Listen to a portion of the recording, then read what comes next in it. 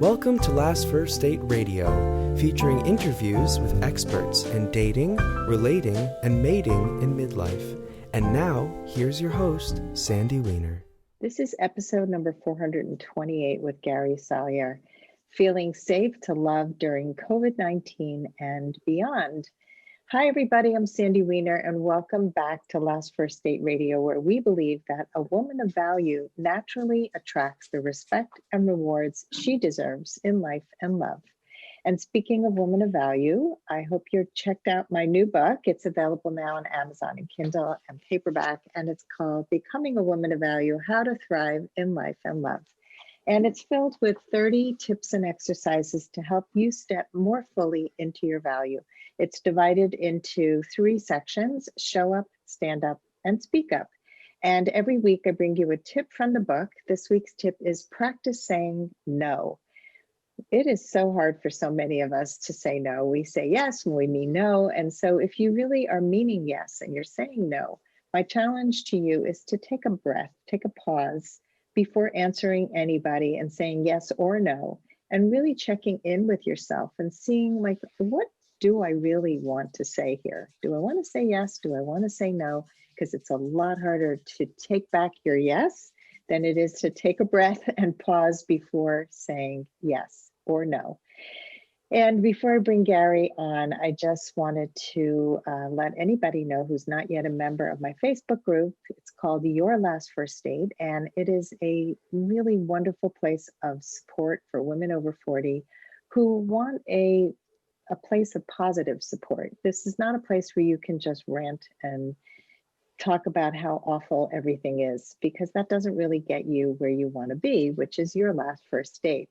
So join us there. It's really, I have to say, I've been part of other groups, and I have 7 monitors who monitor this group every single day. So you know that we are keeping to guidelines to keep you safe, to be able to really grow on your journey to your last first date. And now for my guest, Dr. Gary Salyer. He is a return guest. He's a transformational relationship mentor, and he helps singles and couples rewrite the rules for love in their brains so that they can create a love that lasts. He's the author of a wonderful book called Safe to Love Again: How to Release the Pain of Past Relationships and Create the Love You Deserve. Welcome back, Gary. Thank you, Sandy. And I didn't know you had a new book out. That looks great. I am going to go out and order it on Amazon, because value and worthy are in the same ballpark, and I love it. Thank you. Well, let's talk about your book. I loved our last interview, and it's really about a topic that is near and dear to my heart. I think we both take a strong stand for people owning their worth and really getting unlocked in this place where they've been confused about love and why it's been a failure for so many, why they just keep not being able to have the love they want. So tell us a little bit about why you wrote this book and what's in it. Well, I wrote the book, from my own pilgrimage. 7 years old, growing up in a dysfunctional family. When I went to college, said, "Oh my God, I'm never going to get a divorce." Double major in psychology and religion. Then my senior year, a psychology professor says, "Why don't you come in and take this personality test?" A few days later, he scores it, and he tells me all the results. I guess I have a personality. And then as I'm walking out, he says, "Oh my God," he says, "I forgot to tell you something." He says, "You have a 90% chance of having a divorce." And gosh, that landed like grenades. So I went and got another degree in marriage and family. And, then 12 years later, I've got divorced. And then I do like 7 years of therapy, and I get remarried. And next thing you know, 4 years later, I'm having a divorce. And after I realized I kept picking and choosing and creating and relating in the same ways, that I had gotten really good at managing my pain, but not at essentially changing things. And I just made it the holy grail of my life to say, how do I have the same thing that my 2 best friends who are married 40 years? How do I have these great relationships that last? And I said, if that's the last thing I do, I'm going to crack that code. How do we get back? And that's what's underneath it. And just lots of clients telling me, how do we get our way back? And when we started changing their their attachment system. So many of them said, you've got to put this in a book, Gary. So with that in the background and clients telling me, I feel so much more worthy. I feel so much more empowered, and they go out and create relationships they've never created before. I realized I had to write the book.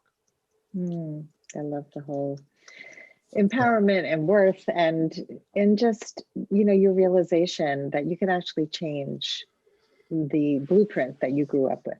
And I think a lot of people feel they have this like fixed way of looking at life, and well, I grew up this way, this is the way it is, right? Right? Exactly. I mean, that belief is out there that, you're once you have an attachment style, it's really not that changeable, right? I had one person at a party who read one of the big books in attachment theory, and he said, I could only read halfway through. He says, once I found out I was avoidant, I thought I had this huge sign over my head that said screwed. And he said, there were like 20 people at that party, believe it or not, that had read that book, big one. And they all had the same feeling. Told me what I am, but they didn't tell me how to get back. Yeah. And then that was another one of those moments. Oh, we need to tell people what's the road back to secure us. How do they get back to the home port in their own heart so they can find a home port in somebody else? And it was just little moments like that along the way that said, there's more possible than what people know. I've even had a therapist tell me after working with me at the 5th session, she says, my God, you've changed my attachment style. I was told you couldn't do this. So it's doable change. It's deep work, but you don't have to be stuck being anxious or avoidant. And both of those, by the way, your brain didn't decide to mess with you. It decided to take the best deal available. So there's nothing wrong, but how do you give it a better deal? That's the key. When you watch it from a therapist or a coach's viewpoint, and you can see these, people repeat patterns, and then they think there is no way out. And it's so easy to see, like even when you choose a different partner, you think you're doing better. You think you've cracked the code like you did, like, I'm never going to get divorced. I set out to divorce proof my life too. My parents were divorced, and I said, I'm not going to repeat what they did. Then I went ahead and got divorced. So I get it, and it's why I chose to do this work. It was really to find out how. The what is important, but the how is so important, because just knowing how you got here, great information, but then what, right? So you're helping people get to that next step. It is. And I think how is a better question to ask. A lot of people will ask, why did I do this? Well, mom, dad, previous ex. But how is the more important question. Why is interesting, but it can also be the dog wagging its tail. Mm-hmm. How is my brain creating this experience that repeats? That's the life-changing question. How is my brain? If we can change how, the why don't matter that much. Right. So can you share an example of maybe a client story of somebody who went from avoidant or anxious to more secure attachment? Sure. I can, I discussed it in the book. We'll talk about Gwen. She was like, and, she had been given a feeling of unworthy from the time that she was very young. Okay. Mom was a little bit on the narcissist side, so she always I'm always giving her the message, oh, it's not about your needs, honey. And for a 2 or 3-year-old, I mean, it is about their needs, all right? And she got that feeling, and she came to me wondering why she kept choosing married men. She was so exasperated because married men can't meet all your needs, right? And she goes, it's like my picker has it in for me. But when it came down, to it, she had this feeling she had to pay for love. One way, give. And that came from a day when her father, after her mother and father divorced, they were out, and she asked for an ice cream cone. I think she was around 9. And he pulled out a bunch of wad of money, a $100 bill, says, this is what you cost me every month. Good. So she got the feeling, I have to give, but I cannot take. And the moment we reset that right, that it's okay, she's worthy to receive, and right where she wasn't before, suddenly her brain stopped picking people who couldn't give her, married men. And suddenly, and actually her health got better and everything. She started taking in more nutrients. Her body had a thing with being anemic as well, which I did mention in the book. And I mean, she was always fine. She goes, I don't know how I find these men. She goes, I'm consciously, then I think, something's up. And sure enough, her picker had it so set, I'll just only pick married men. And afterwards, that wasn't the case anymore. That's the power of feeling deserving. And it's also the power of feeling undeserving. And if you can swatch undeserving for what I call a right to have your needs met, where you feel worthy, the brain just picks better. Worthy people don't choose takers. And unworthy people choose takers, or unworthy won't receive.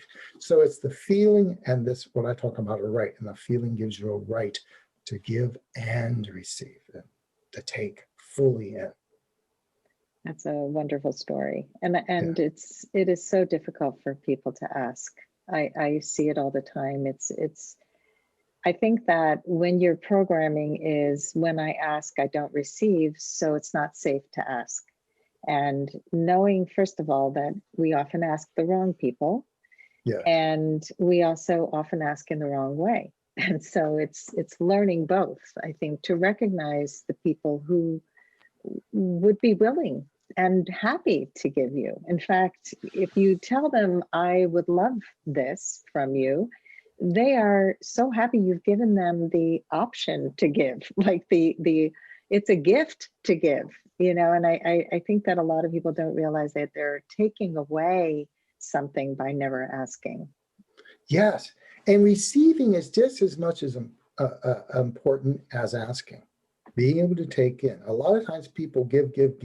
And even if the other person tries, they won't take in. That's the more stringent. I once had 2 psychologists I was working with, and he said to me, what do you do when your wife thinks she has no needs? He goes, I try to give, she just won't take. And that was just as frustrating, she gave, but she wouldn't take. And it's important to do both. I agree with you. And I think people don't realize what it feels like to be on the other end of being told, no, I can't take from you. I think that we have to let people know, like, when you refuse my gift or my desire to give to you, this is how it affects me. I don't think we're so good at communicating those things. And I think when we do, we create more intimacy, we create more connection, more vulnerability. What do you think? Oh, I think so. And there's a real good reason. I mean, it comes from the great apes. The great apes, we all have a monkey mind, and they are real interested in being fair and equivalent, right? Balanced giving and taking. They've done experiments where if you give, you're giving these 2 monkeys a treat, and you can give them both grapes, and they're both happy. But if one sees that you gave them a carrot and the other one got a grape, oh man, they refuse to take, they'll throw it at you. But the point being is, we have this thing where we know it's supposed to be balanced. And the other person who can't give back starts feeling guilty. And it's rude to give and not receive, because it makes your partner feel guilty. Nobody wants to be made to feel guilty. And so if you step inside, that's how you honor that they love you, right? And that gets into another right I talk about in the book, that is a right to love and be loved right back. It goes both ways. You have to love and be loved back. It's back and forth. It's an energetic exchange that hopefully, if I give to you, then you take, and then you give back to me. And I fully take, and then I give back to you just a little bit more, just a tiny bit more. And you take that in, and then you give me that back, and just a little bit more. And that way, love spirals up. Yeah, I love your human rights, the basic rights. Like, I think people just don't realize that they have the right to love and be loved. It's like, I can love you, but then why am I so used? Why did that person take advantage of me? And that was so eye-opening to me too, in my personal growth journey, was to realize that people don't take advantage of you unless you let them. And when you realize that it's a right to take a stand for what's important to you. And It is. That changes everything. We are, what I have noticed in my own work, and I try to say this, we are all having the experience that we were given the rights for. And we should back it up and say what these rights are. I argue in the book that between 0 and 3, our brain gets these 6 templates for creating experience. You could call them permission slips, you could call them rights. I like rights, because we're born with a right.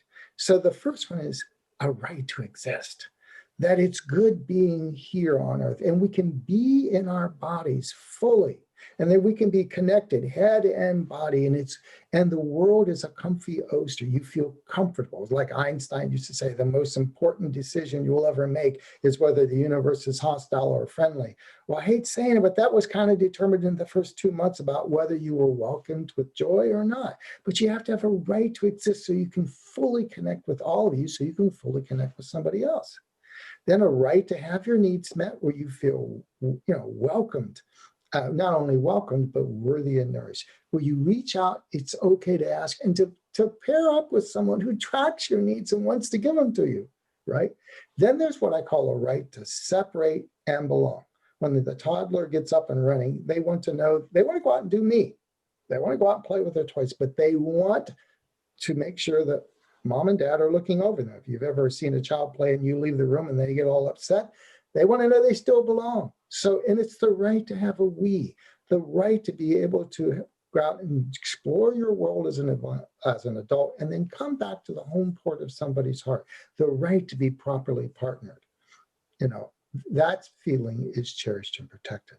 Then there's a right to create your own experience. Not that somebody else gets to be the standard, but you get to create your own experience, and then a right to assert, which you get to have a say. And those two allow us to feel empowered. And that allows us to pair up with someone who shares influence with us, right? And then if those 5 rights are given to us early on in life, then the 6th right is a right to love and be loved right back. So these rights all have predictable patterns that play out in adult relationships. And if we don't have a right to have our needs met, then we find somebody that will be a taker, or we won't take. If we don't have a right to create our experience, we'll complain about the relationship that we paired up with a dominator. Or we'll lose ourselves in a relationship and then be afraid of ourselves. So these rights are the core's essence. If you have all 6 rights, you can be securely attached. Anything less than all 6, your brain opts for anxious. Oh my God, how do I lock this down? When are you going to leave me? Or avoidant. Oh, I better not depend on it. You don't know about love and partnership. So, but if you restore those feelings and those rights, the brain will naturally opt to pick and choose and create and maintain in a secure way, so that love thrives. It's so clear. And, many people define what healthy relationships look like and what secure attachment looks like, but I really love the way that you have created these rights. To me, it just really resonated. So I know that my audience will also hopefully really find value in this, because I think that the message is that we can change our future, our legacy. It doesn't have to be that you were born this way, and so that's the way it is. Exactly. I mean, these are all, any missing right is actually an old security protocol that has never given an expiration date. For instance, even though I had all those nice little degrees, when I grew up with a borderline mother, it was way better to be separate up in my room playing by myself than to be part of the quote unquote we down in that kitchen, where you could meet Mr. Wall in a hurry, right? And a bigger hurry than you would like, or the paw would come out of nowhere, right? For no good reason. So separating and being by myself up in my room felt safe. Now, I didn't get it. Now, that's the permission right. All right to separate, no right to truly belong. I didn't get it in my first marriage where she would say to me, I feel lonely in this marriage. And I would say, I was working on my PhD, saying, well, I'm in the house, honey. And more right to separate than to come down and truly belong. So even though I had these degrees, no one changed the feeling that I had no right to be cherished and protected in a we. I had to do it by being alone. And when I ran that pattern in my first marriage, all degrees aside, nothing changed because the feeling and the right never changed. Right. Yeah. And for anybody listening, if you have saved yourself by taking yourself to your room to protect yourself from a dangerous situation or a chaotic situation, which so many of us have grown up in, then give yourself a lot of credit because you learned how to survive, but you didn't learn how to thrive. You didn't learn how to connect in relationship because of all the protective mechanisms that were in place. Exactly. My mother was actually violent. That was the absolute best deal available. It was just giving it a better deal. So don't make any part of your brain wrong. No brain gets up in the morning and says, how can I screw with my master? It's no brain does that. And what we do know though, is if we find the exact flavor of safety your brain was seeking back then, and we can tie the new right to that flavor of safety, your brain will gladly take it. Gladly, So this is doable change. You can restore these rights. You can have a brain that says, I have a full right to love and be loved instead of to always love more than I'm loved back. Or I have a full right to create my own experience. And somebody wants to protect my dreams, not destroy them. And there are people out there that want to give you that. It's the job of making sure that your brain has the rights to pick the person and then to create and maintain. And if you run these feelings, I work with both singles and couples. When couples get these 4 feelings up and they give it back and forth, suddenly the whole relationship changed. Totally can imagine that. Well, let's go to the topic of the day, because we've established, what are the rights, the human rights, and how we can change it. But now we got COVID. We're taping this during COVID-19, where everything has shifted. So, we have isolation, we have social distancing. What do you see as the most difficult dating and relationship challenges that have been created by the pandemic?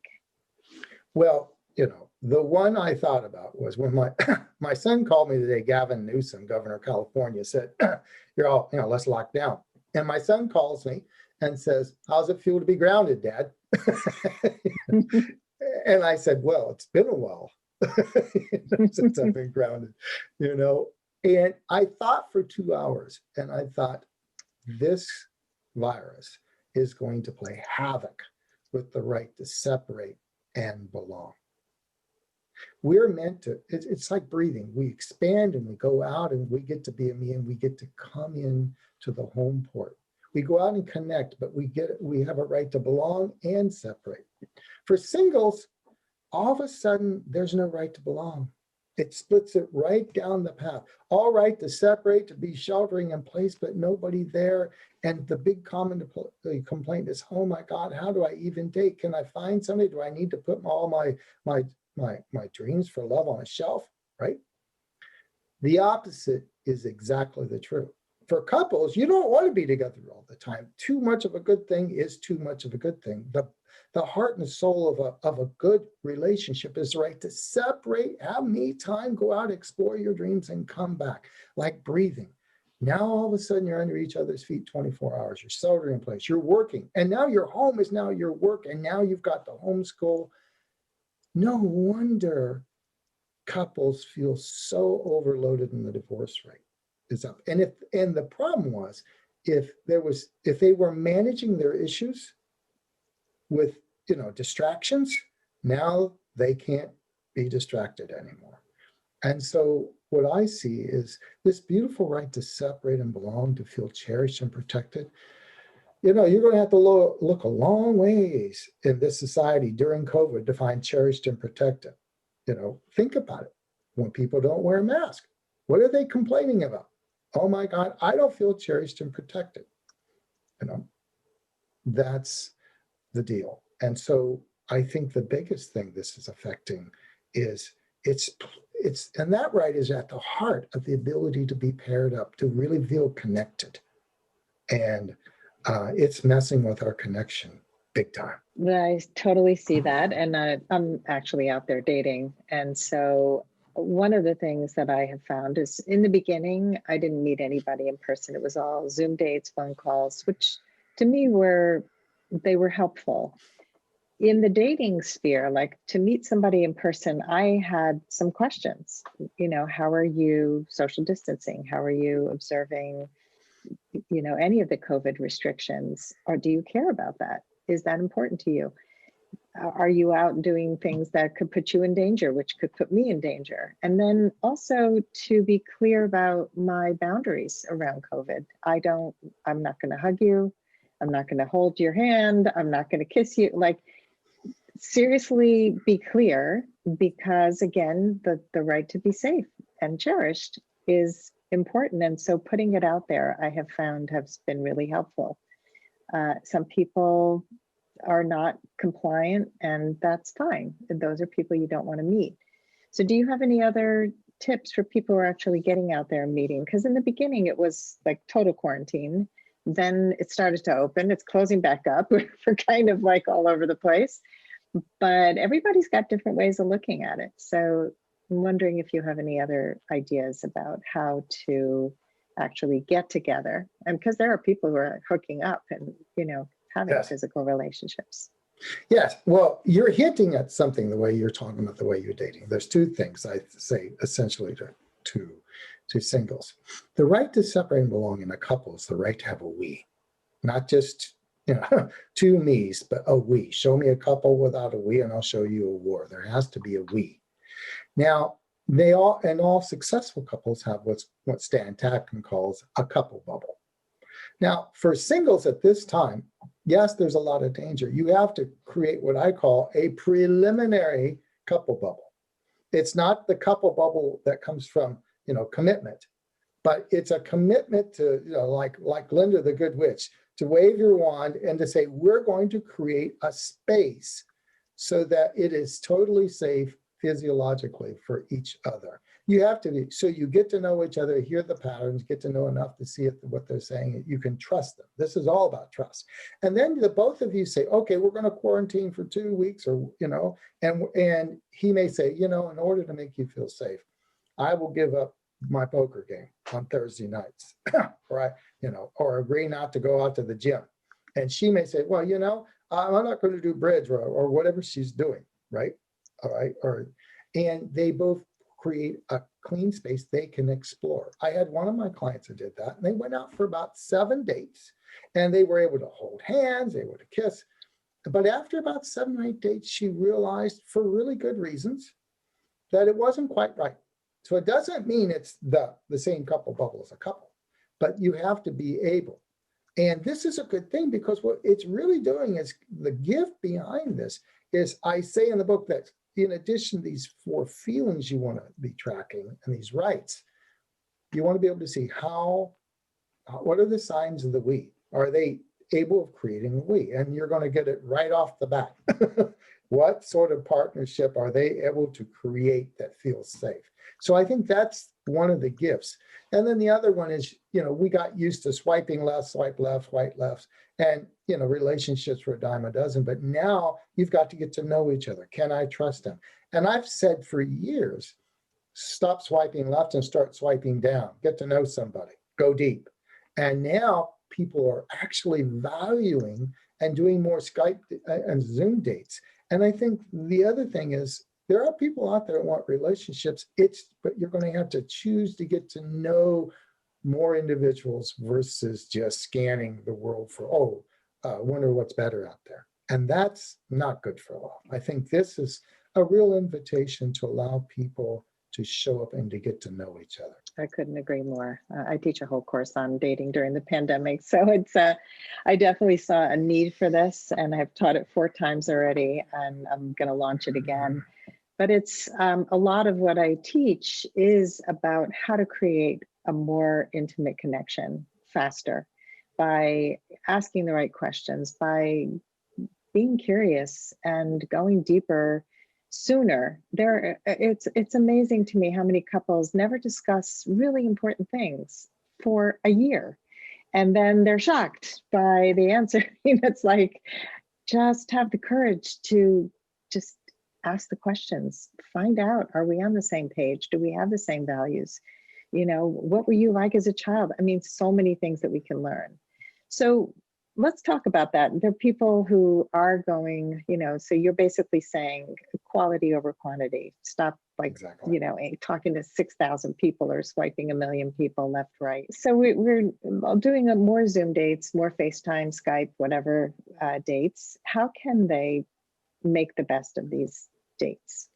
Well, first off, there's one thing that I noticed in one of my clients. They get on Zoom and they were both so hungry for intimacy. They had these 4 and 5 hour marathon Zoom dates and a false sense of intimacy and connection and it would give them false positives, so to speak. This is, first off, half hour, 45 minutes, good enough. First date can be 15, 20, right?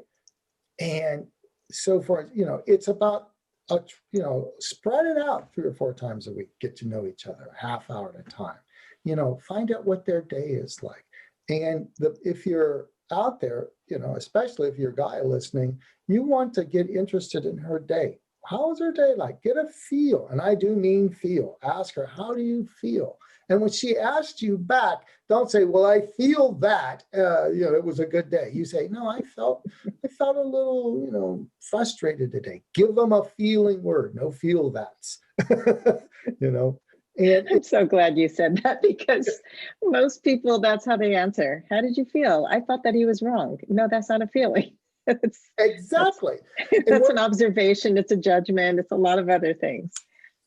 And when I'm dealing with couples, I have to teach most husbands. I said, so your wife as a female scans the word emotionally all the time. That's why she's got emotional processors on both the sides of the brain, and you only have it on one.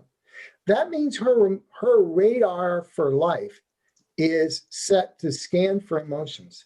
So if you don't ping her back with an emotion, a real emotion, then it's like, imagine the air traffic controller is tracking all these planes. If one goes off the screen, they get real worried if that thing doesn't ping them back.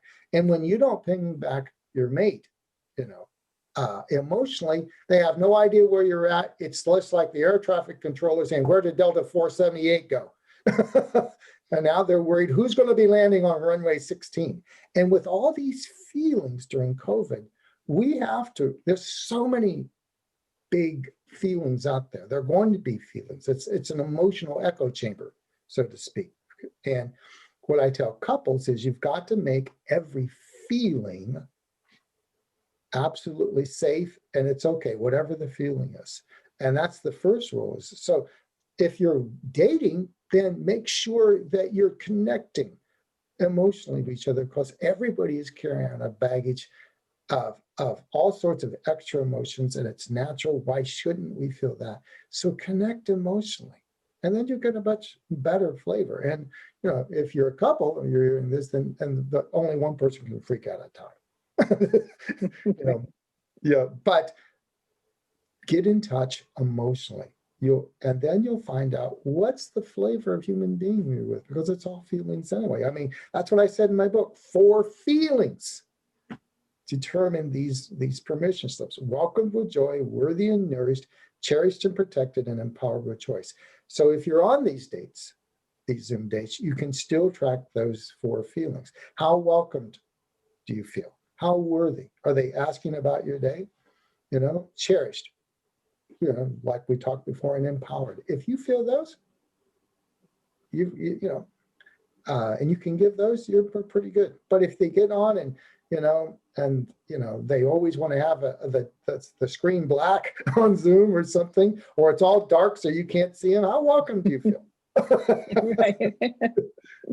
Just go with your guts. The 4 feelings. track the feelings. And that's the key to knowing whether somebody is Mr. or Ms. Right. Great advice. I was on a first phone call recently where the guy ended up calling me at the end of my window. So we had like 10 minutes. So I'm like, okay, 10 minutes is enough for me. And he spent almost the whole time talking about himself. And he asked me about growing up in Atlanta, because that was on my profile. And he goes, oh, so you grew up in Atlanta. I have cousins in Atlanta. And he started telling me all these things. And I was like, it's so irrelevant to the conversation. I left when I was 8. He never learned that because he didn't ask me how long I lived there.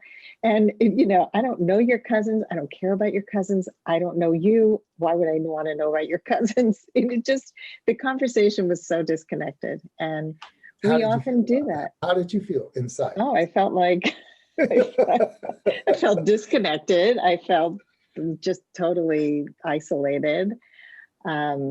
It just felt terrible to be on the phone with somebody who was not connecting, and I'm a connector. It's funny. I call that being on self. There's like 3, versus switching into the other person.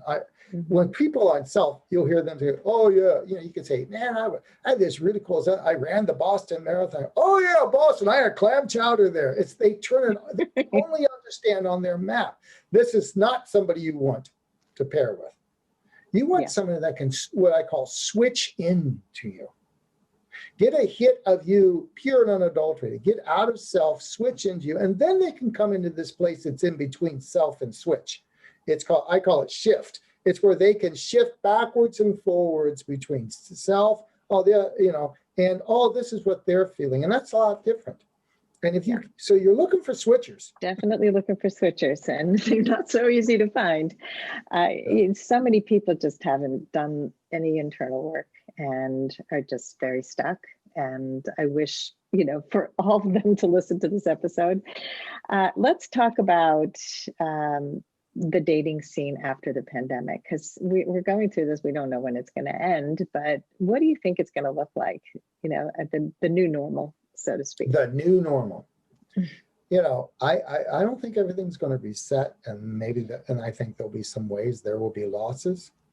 But maybe there was a book I read years ago by Judith Viorst called Necessary Losses. That sometimes we get losses that are kind of necessary because it moves us beyond. I have, dating coaches have all talked, Barry Schwartz, the paradox of choice. The more choices we add, they did research, the more choices you give somebody, the less happy they are with their choices, because there's always that stinking suspicion. Gosh, he's 6'2". I could have had 6'3". Maybe, and stuff like that, right? The fear of missing out. I once talked with a matchmaker who had an elite matchmaker for couples. And what he found out was when he gave 6 options to somebody, they would go, yeah. But 6 didn't seem cherished, and they didn't quite take it seriously. They stopped giving 6, and they started giving 2. And now suddenly 2 is very precious. And now they take it serious, and they really honed in on these 2 choices, getting to know them. I believe that the way COVID has paired off has shown swipe left to be what it really is, an empty dopamine rush constructed by programmers to get the next click on their app. It's not about finding love, it's about them getting clicks. And swipe left, I think, will go away. I think some of it will come back, but I think people are going to get a hit of what it's like to go deeper.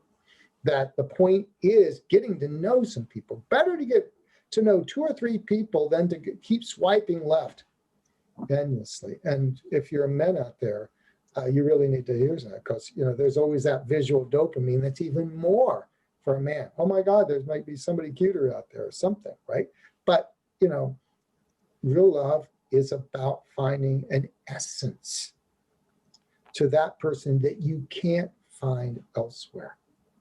And they did studies on this with attachment, where they gave little children and attachment objects, like the little bears and blankets that they have to go to sleep with.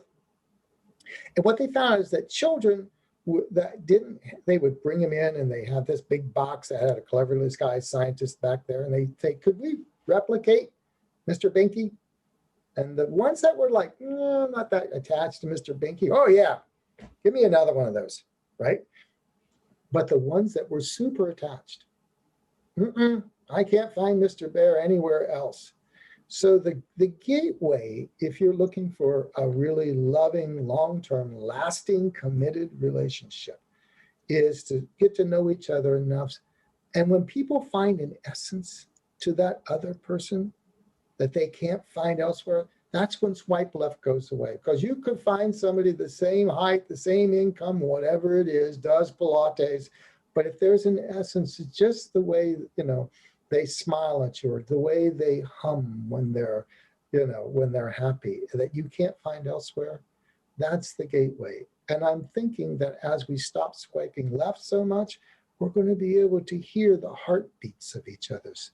And then we can get to that essence that says, hey, this is one I want a lasting relationship with. Yeah, I mean, I had a client who found somebody that she was really interested in, and she was keeping her profiles and her options open. And I said, you're really interested in this person. You don't have to be committed for life, but don't you want to get to know him in a deeper way? Don't you want to see if there is potential for more? Because you found a connection, and it's rare to find a connection. So dive a little deeper, see what's there. And then if that's not a possibility, you can always go somewhere else. But I think that we always are like, well, but he didn't have exactly this thing that I was looking for. And I love that you keep saying the essence, because the essence is what matters. It's not the job, the look, the thing that you thought was important before, but tripped you up all the time because that type of yours has not worked. And it's when you really connect heart to heart, essence to essence, you feel seen and you feel fully cherished for who you are. That's where love is. That's a treasurable moment, and that's the one we all want. See, the dating apps promote, long list, compatibility list. And compatibility lists don't predict connection. There's research now to know that when couples use long compatibility lists, oh, we've got, you do Pilates, you do, you've read, this book and all that, right? That these same couples, when they break up, there's higher rates of prediction of breakups, because they say, well, we just didn't have the right values. The actual culprit was they didn't have the right, Gottman research calls it marital friendship. It's the quality of the friendship, the connection, these four feelings. I once worked with a single woman. She came in the first session we worked in, and she goes, I found Mr. Jackpot. And I'm always interested in Mr. Jackpot, especially the first session when the picker hasn't changed, right? Right. Before we've done any work, right? And I'm always a little suspicious about Mr. Jackpot, right? Oh my God, Sandy, he was 6'3", and he wore Armani suits. He was a doctor. Can you believe it? He was a doctor, right? What kind of car? And he did Pilates. Can you believe that? He'd even read The 5 Love Languages by Gary Chapman. What a catch. Jackpot. Ding, ding, ding. Now, this particular client didn't have a right to have her needs met, didn't have more right to separate than belong, so didn't have a right to feel worthy, didn't have a right to feel cherished. About 5 weeks later, she comes into the office. She goes, yeah, he likes Pilates, just so he can check out the women. How cherished and protected was that? How worthy was that? She, now flash forward after we do this work, and now she's got all four feelings. And she's running on that basis, not compatibility, but do I feel welcomed? And do I feel with joy? Do I feel worthy? Do I feel cherished? And do I feel empowered? She goes back out, and guess what? Another Mr. Jackpot shows up. Pretty much the same thing, 6'3", expensive suits, except he's an attorney, right? And it's not Pilates, but something else he does. I forgot what it is, right? And another guy shows up that he's IT. He's about 20 pounds overweight. He comes in wearing a Hawaiian t-shirt, right? He makes good money. He's got a great smile. I saw the pictures. He just looked like a wonderful guy. And then after about a month of dating both men, she goes, I chose the guy with the Hawaiian shirt. And I said, why? And she goes, because he made me feel like a queen. What is queen but another term for cherished, empowered, worthy? Especially those three. Feelings. When she started using feelings, that's the base of attachment. That's the point I'm making, that our attachment are these 4 feelings that give us these rights and permission slips. And if you can isolate that in a relationship, plus that essence and the ability to create a we, it's a go relationship. That's the formula for lasting. And we all deserve a lasting relationship. I agree. That's a great story. Well, Gary, another great conversation with you. This is such an important topic. I would love for you to share how people can find you. Well, you can find me at GarySalyer.com, GarySalY.com. And if you have any questions, you can email me there. There's a free gift there. You just scroll down. It's called Love Inspirations, and it's got all sorts of 2 and 4 minute clips, right? For both singles and couples. If you are a single woman, though, and you're tired of attracting the emotionally unavailable man, the one that just, like the ones we've been talking about, that don't give you welcome, worthy, cherished, and empowered. If you go to GarySalyer.com, and it's just for single women, /available, like an available man, it's a free gift of 7 videos that have some transformational exercises and a PDF on how to spot what signals they give out. And it's a little transformational journey to prepare your heart to go from constantly attracting the emotionally unavailable man to the emotionally available man. So there's 2 ones there. Anybody that's generic, go to couple or single, go to the GarySalyer.com. If you're a single woman who really wants this transformational journey, just put /available, and that's how you can reach me. That's what I can, and that's my gift to the world these days. I created it during COVID. I love it. It's COVID is full of gifts, right? It is 2 more gifts, right? Well, that's very generous, and I will definitely tell my clients and my Facebook group to go over there, because they all need some support, and most of them need some support in finding the available men. It's amazing how many women join my group, and the biggest challenge they have is attracting unavailable men. So, and I would like to say real quick, those men will show up. They'll do the ghosting, they'll do the texting and never get back to you for a week, or they'll string you on for 6 weeks without meeting you. Don't let them stop you. Don't let them tell you you're unworthy or you can't find a good man.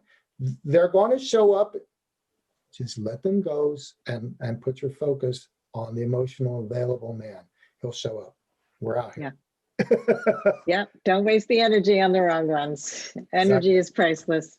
Well, thank you so much, Gary. I really appreciate you and all the gifts you bring to the world. And thank you all for listening to our show today. And if you love our show, please rate and review us. It is so meaningful to the success of the show, the continued success of this 8-year running show. And we hope you go on your last first date very soon.